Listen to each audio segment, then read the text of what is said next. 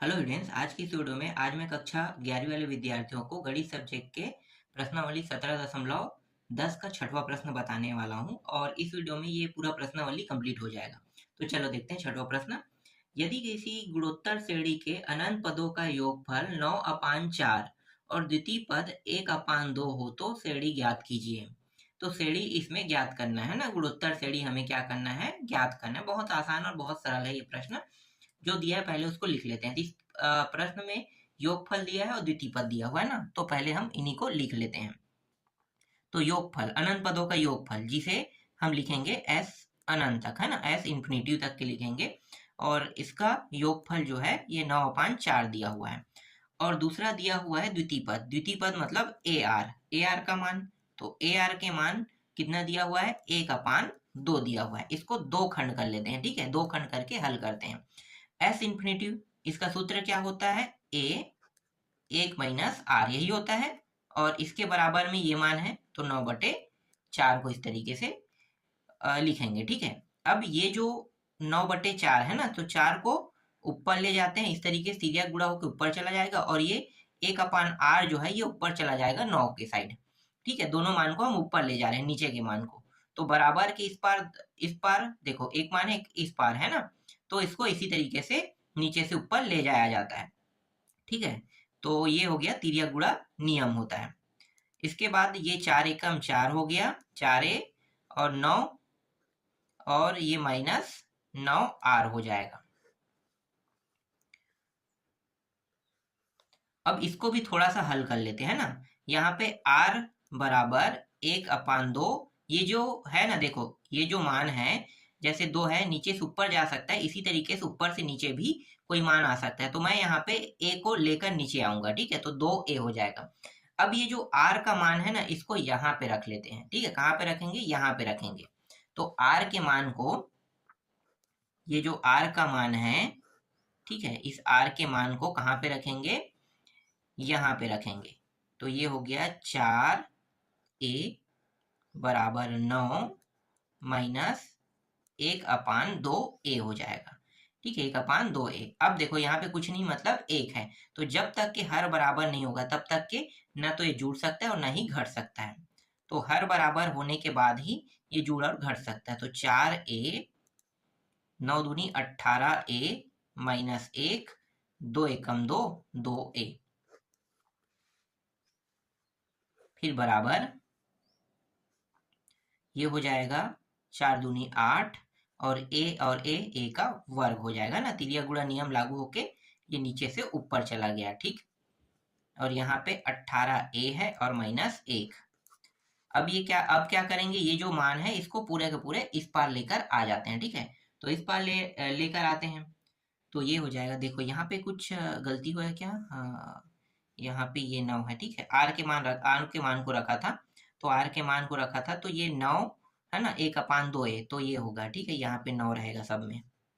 देखो यहाँ पे गलती हो रहा था ना, चलो गलती को सुधार लिए।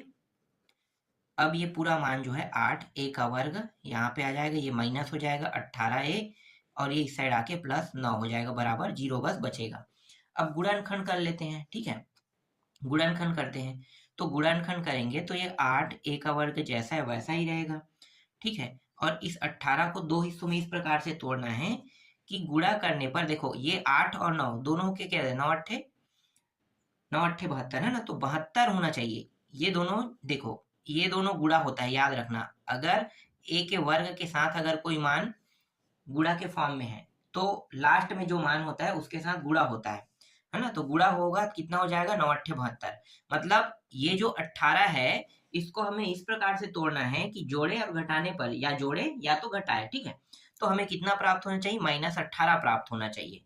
और जब दोनों को गुणा करेंगे तो गुणा करने पर कितना प्राप्त होना चाहिए, 9 प्राप्त होना चाहिए। तो इस प्रकार से ही क्या करते हैं, तोड़ते हैं, ठीक है, इस प्रकार से तोड़ेंगे। तो 12 गुणित 6 करेंगे तो कितना होगा, 12 छक्के 72 होगा ना। तो -12 में तोड़ देते हैं, -12a और -6a में तोड़ेंगे। तो देखो 12 छक्के 72 भी हो रहा है और प्लस ये 9, अब जैसा है वैसा लिख दो, आगे बस इसको हल करते जाएंगे। तो इसको हल करेंगे तो देखो जोड़ा बना लो इन दोनों का, तो इन दोनों का जोड़ा बना लेते हैं। तो पहले वाले जोड़ा से क्या क्या बाहर निकल सकता है, तो क्या क्या बाहर निकल सकता है तो देखो यहाँ पे 4 के पहाड़े में आ रहे हैं ना, तो 4 बाहर निकल गया, ठीक है, 4 के पहाड़े में 4 बाहर और ए बाहर निकल गया, तो 4 दूनी ए, ठीक है, और 4 तिया, तो इतना ही यहाँ पे कोष्टक के अंदर में बचेगा, है ना। अब यहाँ पे माइनस को बाहर निकालेंगे और यहाँ पे 3 के पहाड़ा में आ रहा है, तो 3 को बाहर निकालते हैं, फिर कोष्टक के अंदर जो माइनस है वो प्लस में हो जाएगा, है ना, तो 2a प्लस हो गया और ये माइनस हो जाएगा इस तरीके से बराबर 0। देखो ये रहा उभयनिष्ठ, देखो फिर से ये दोनों निकाल सकते हैं उभयनिष्ठ के रूप में, तो 2a माइनस 3 उभयनिष्ठ निकल गया, फिर 4a माइनस 3 ये भी जो बचा है उसको दूसरे कोष्टक में लिख लेंगे, ठीक है। अब यहाँ पे 2a माइनस 3 बराबर 0 लेंगे और 4a माइनस 3 बराबर 0 लेंगे दूसरे बार, ठीक है। तो यहाँ पे जो डायरेक्ट a का मान निकाल देता हूँ ना, 3/2 मुझे प्राप्त होगा, एक a का मान, यहाँ भी a का मान डायरेक्ट निकाल देते हैं, 3/4 प्राप्त होगा, ठीक है। ज्यादा लंबा चौड़ा इसको हल नहीं करेंगे, ये तो आपको समझ में आ रहा है ना, ठीक है। तो a के 2 मान निकल गया। अब ये जो a का जो 2 मान आया है ना, इनको अब कहाँ पे रखना है हमें, देखो ये जो a के 2 मान आया है इनको हमें यहाँ पे रखना है, ठीक है। यहाँ पे इस समीकरण को एक नाम दे देते हैं, यहाँ पे रखेंगे तो आसानी से क्या निकल जाएगा, r का मान निकल जाएगा, है ना। तो a के मान को रख देते हैं, तो a के मान को रखेंगे, तो पहले में a का मान 3/2 रखते हैं, क्योंकि 2 मान आया है, दोनों मान को रखेंगे बारी बारी से, है ना। तो 3/2 r 1/2, 2 और 2 कट गया, यहाँ पे काट दो। देखो जो अब 3 है, जैसे नीचे से कोई मान ऊपर जा सके ऊपर से नीचे आ सकता है, मतलब 1/3, तो r का मान कितना आ गया, r बराबर 1/3 हमें यहाँ पे प्राप्त हुआ पहला, ठीक है। दूसरे में r का मान क्या होगा, ये पहला है, ठीक है, पहला लिख लेते हैं पहले के लिए।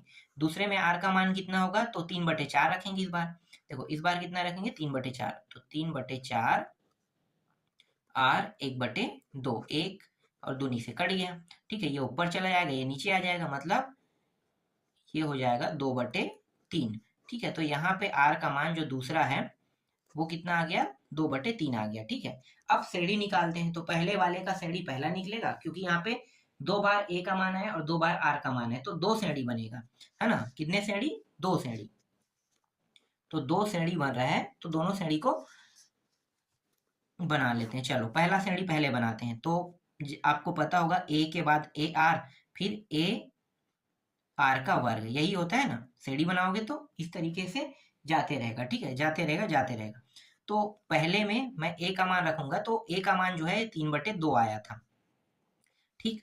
a और r दोनों को क्या करेंगे, गुणा करेंगे, तो a r का गुणा करेंगे, तो देखो a का मान कितना है 3/2, ठीक है, और r का मान कितना है 1/3, तो 3 कट जाएगा, बचेगा कितना 1/2, तो सीधा रख देते हैं 1/2, ठीक है। अब तीसरा पद निकालो, तो a और r का वर्ग, ठीक है, a और r का वर्ग, तो r का वर्ग मतलब 1 और 9, ठीक है, 1 और 9, ठीक है, तो 9 में 3 कट जाएगा, ये वाला 3 और ये वाला 3 कट जाएगा, ठीक है, दोनों कटेगा तो 1/6 ही आएगा।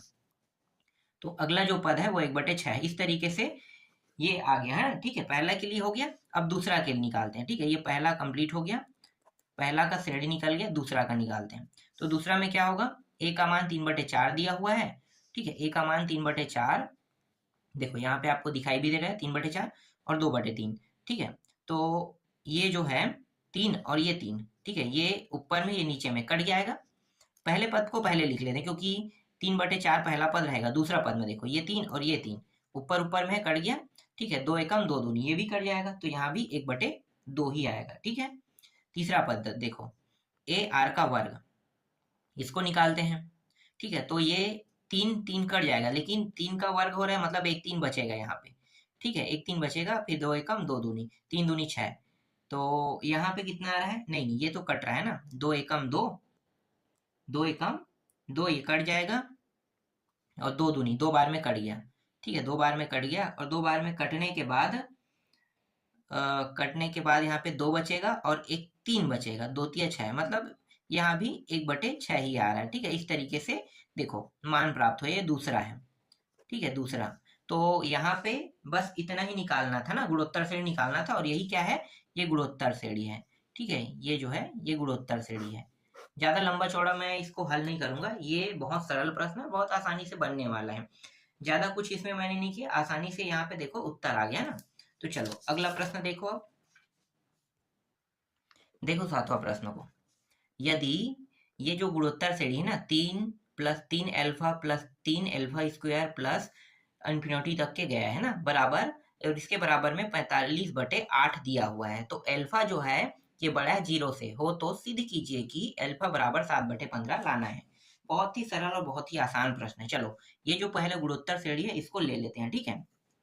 तो गुणोत्तर श्रेणी जो दिया है उसको लिख लेते हैं 3, पहले 3 लिखेंगे ना, उसके बाद है 3 अल्फा, फिर 3 अल्फा वर्ग, इस तरीके से अनंत तक के जाएगा, फिर 45/8 दिया है, इसको ले लेंगे, ठीक है। देखो ये 3 के 3 सब में है, तो 3 को क्या कर सकते हो, उभयनिष्ठ निकाल सकते हैं, 3 को उभयनिष्ठ निकाल लो, तो यहाँ पे 1 बचेगा, फिर यहाँ पे अल्फा, फिर यहाँ पे अल्फा का वर्ग बचेगा, इस तरीके से अनंत तक के जाएगा, और ये 45/8 हो गया। 3 एकम 3 15 है ना, तो कट गया, तो ये हो जाएगा 15 ठीक है, ये 15/8 हो जाएगा, ठीक है। यहाँ पे कटने के बाद ये 15 बार में कट गया, मतलब 15/8 बचेगा, ठीक है।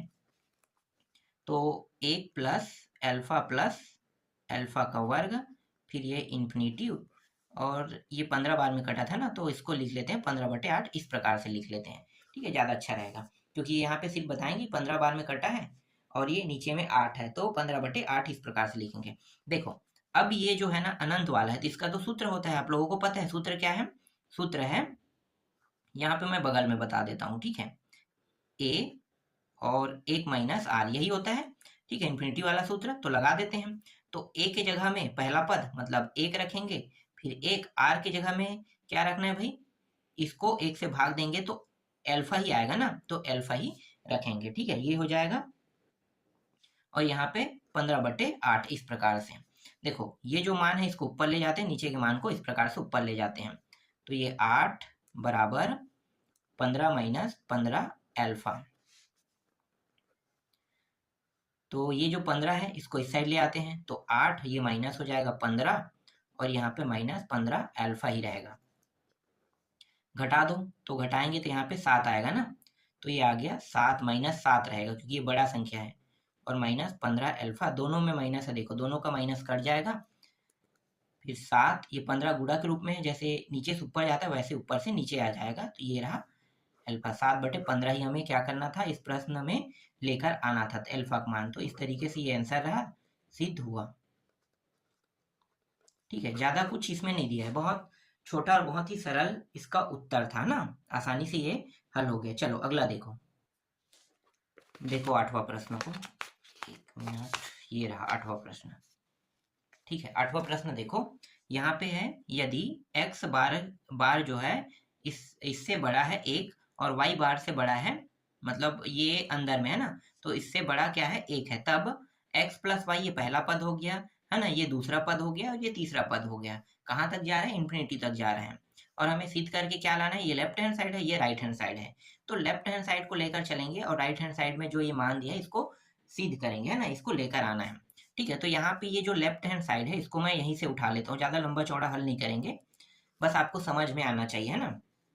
तो देखो करेंगे क्या, ये लेफ्ट हैंड साइड है, इसको उठा रहे हैं, तो लेफ्ट हैंड साइड को उठा रहे हैं, तो देखो ये x + y है ना, तो x + y जो दिया है इसके ऊपर और नीचे में, ठीक है, ऊपर नीचे मतलब भाग कर सकते हैं ना, ऊपर में गुणा और नीचे में भी गुणा, तो x - y का ऊपर नीचे गुणा कर देते हैं, ठीक है। तो यहाँ पे x - y का ऊपर नीचे गुणा करेंगे तो इस पूरे पद में गुणा होगा, तो ये हो जाएगा x + y और x - y, ठीक है, गुणा कर रहे हैं याद रखना, और 1/x + y, नहीं यहाँ पे माइनस, ठीक है, ये रहेगा, इसको बड़ा कोष्ठक के अंदर लिखें। देखो ये जो मान है ये यहाँ पे है ना, तो ये ऊपर नीचे इस तरीके से रहेगा, तो मैंने क्या कर दिया, इसका सीधा अंदर में गुणा कर दिया, ठीक है, तो बचेगा क्या, 1/x - y बस बचेगा, ठीक है।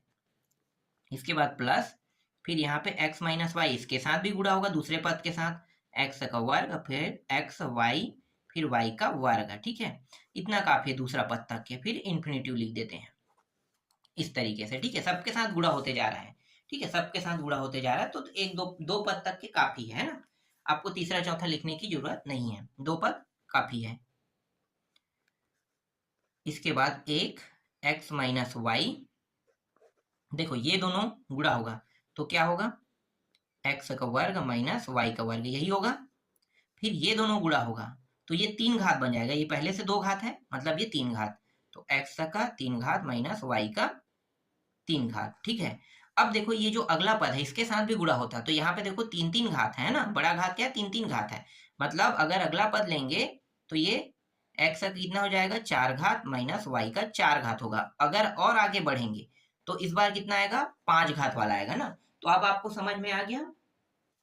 अब आगे क्या करने वाले हैं, ये एक x माइनस वाई है, जैसा है वैसा रखेंगे, और इसको ना अब 2 खंडों में बांट देंगे, ठीक है। देखो यहाँ पे x का वर्ग, x का 2 घात है ना, x का मतलब x 2 घात 3 घात और 4 घात है, इसको अलग लिखेंगे, और ये जो y का 2 घात, y का 3 घात और y का 4 घात है, इसको अलग लिखेंगे। समझ में आ गया, ठीक। और ये इसके साथ इंफिनिटी दोनों के साथ लगेगा, है ना, इस तरीके से। समझ में आ रहा है जो मैं बताना चाह रहा हूं।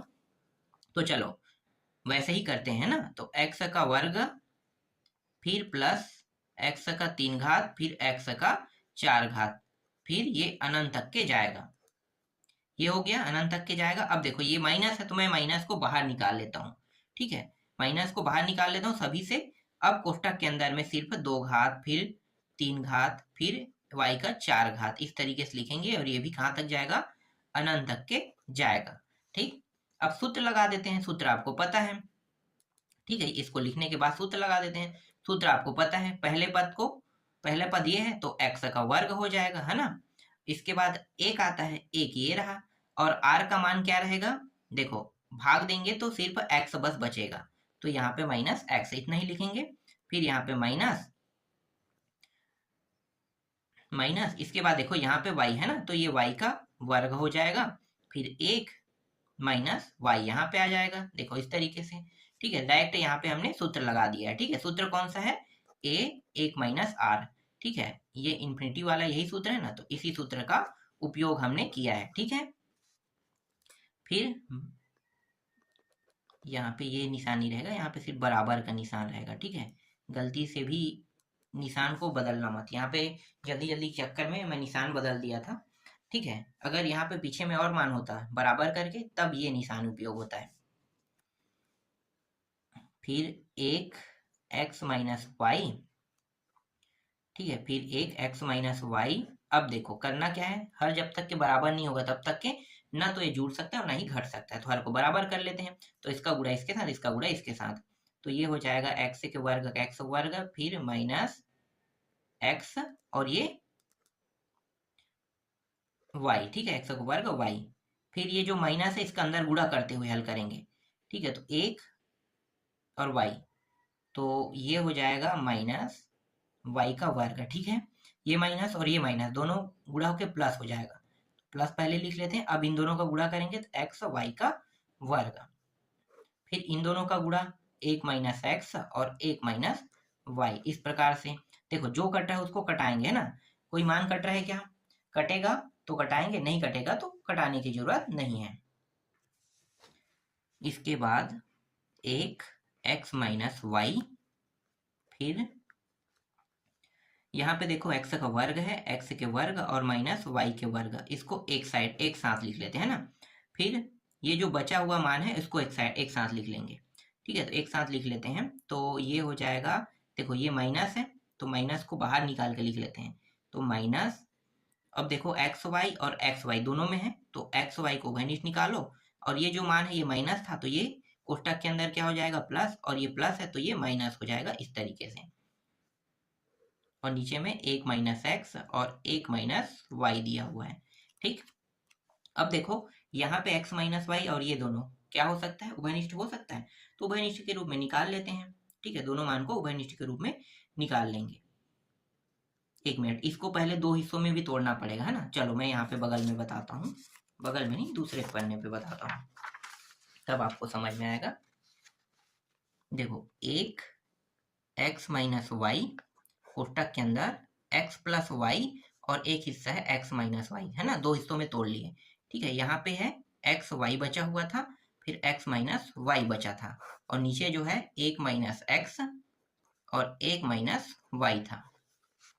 देखो यहाँ पे और यहाँ पे दोनों सेम है, तो दोनों में से उभयनिष्ठ राशि निकल जाएगा एक्स माइनस वाई, और पहले से नीचे में एक्स माइनस वाई दिया है, वापस जैसा है वैसा होके कट गया। इसके बाद यहाँ पे x प्लस वाई बस बचेगा, फिर माइनस एक्स वाई बचेगा, नीचे में 1 माइनस एक्स और 1 माइनस वाई बस बचेगा। ठीक है, और हमें सिद्ध करके क्या लाना था, यही जो मान है सिद्ध करके लाना था, तो ये जो मान है ये क्या हुआ, सिद्ध हुआ। ठीक है, राइट हैंड साइड जो है वो क्या हो गया, सिद्ध हुआ। तो इस तरीके से 17.10 का जितने भी प्रश्न थे वो पूरा कंप्लीट हो गया। इसके बाद 17.11 देखेंगे।